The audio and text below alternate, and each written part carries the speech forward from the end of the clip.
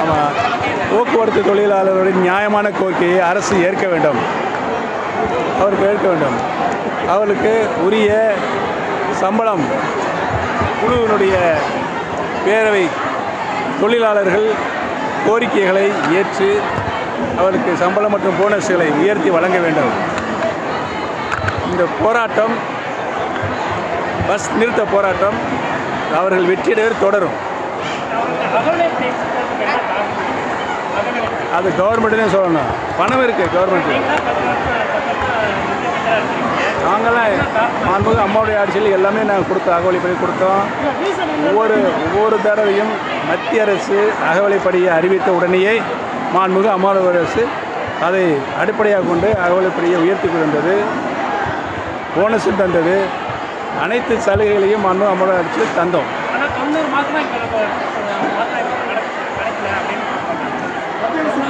அவங்ககிட்ட கேள்வி கேட்குறீங்களே, எங்கிட்ட கேட்குறீங்க.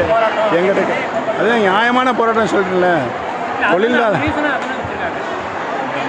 இது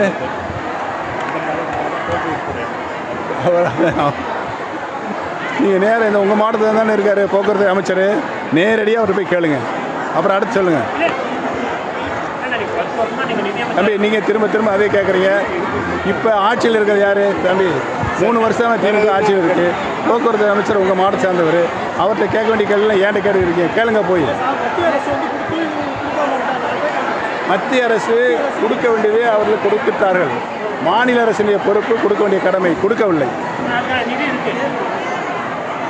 இருக்கு தம்பி. என்ன தம்பி? சரி வேற என்ன?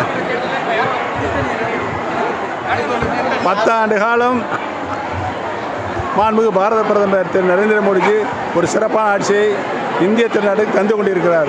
மீண்டும் 3ஆம் முறையாக திரு நரேந்திர மோடிஜி அவர்கள்தான் நாட்டுடைய பிரதமராக வர வேண்டும் என்று தான் நாங்கள் எங்களுடைய வெளிப்பாடை தெரியப்படுத்தி கொண்டிருக்கிறோம்.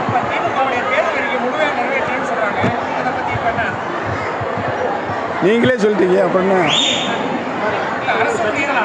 திமுக மக்கள் விரோத ஆட்சியை தந்து கொண்டிருக்கிறது. அவர்கள் தந்த வாக்குறுதியை நிறைவேற்றவில்லை. திமுக அரசு மீது மக்கள் மிகப்பெரிய கோபத்தில் இருக்கிறார்கள். அதனுடைய வெளிப்பாடு நிறைய இருக்கின்ற நாடாளுமன்றத்தில் தெரிய வரும்.